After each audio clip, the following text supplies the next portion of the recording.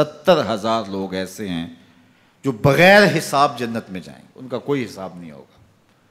اللہ اپنے کرم سے انہیں یوں ہی جنت عطا فرمائے۔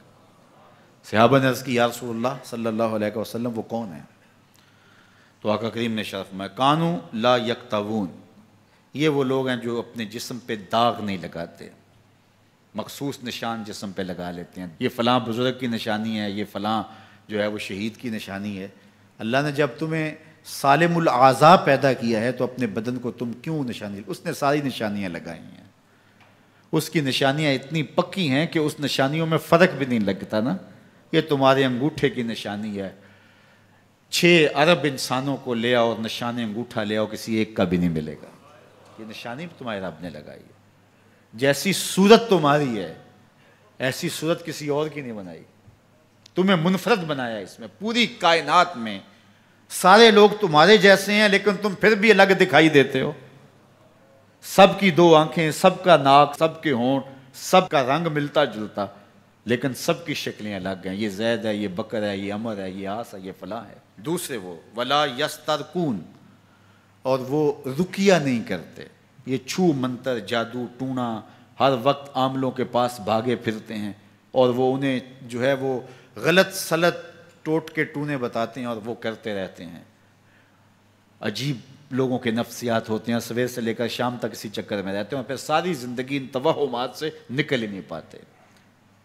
اللہ نے تمہیں پیسے دیے ہیں، نئی گاڑی تم نے خریدی ہے، چھوٹے بچے کا جوتا کیوں باندھ دیا آگے تم نے؟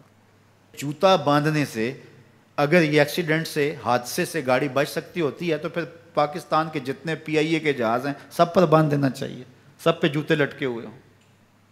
عجیب تم نے فلسفہ تراشا، کسی نے جو ہے وہ کالی رنگ کی پٹی باندھ دی نیچے، اس سے اس کو نظر نہیں لگے گی۔ گھوڑے کے پاؤں کے نیچے جو کھری لگی ہوئی ہوتی ہے، کچھ لوگوں نے اپنے گھروں میں وہ باندھی ہوئی ہوتی ہیں کہ اس سے ہمارے گھر کے اندر کوئی مصیبت نہیں آئے گی، کوئی تکلیف نہیں آئے گی۔ کسی نے ہنڈیا اپنے گھر کے اوپر الٹی رکھی ہوئی ہوتی ہے، یہ ہنڈیا بچا لے گی، اور میاں ہنڈیا کیا بچائے گی تجھے؟ اللہ کے قہر سے کچھ نہیں بچا سکتا۔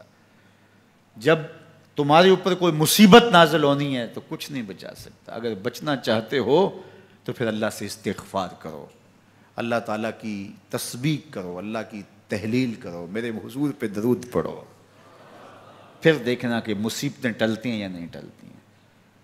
تو یہ خام خواہ کے رقیے اور یہ عامل لوگ جو ہیں ان کا تو کام ہی یہی ہے، ان کا کام چلتا ہے لوگ ذوف الاعتقادی میں مبتلا رہیں، اور یہ کہہ دیتے ہیں کہ آپ کے خاندان میں ایک منحوس عورت ہے، یہ اس کا کیا ہوا ہے، تو کوئی نہ کوئی منحوس تو پہلے ہی انہوں نے طے کر رکھی ہوتی ہے، فوراً ذہن وہاں جا کلک ہو جاتا ہے۔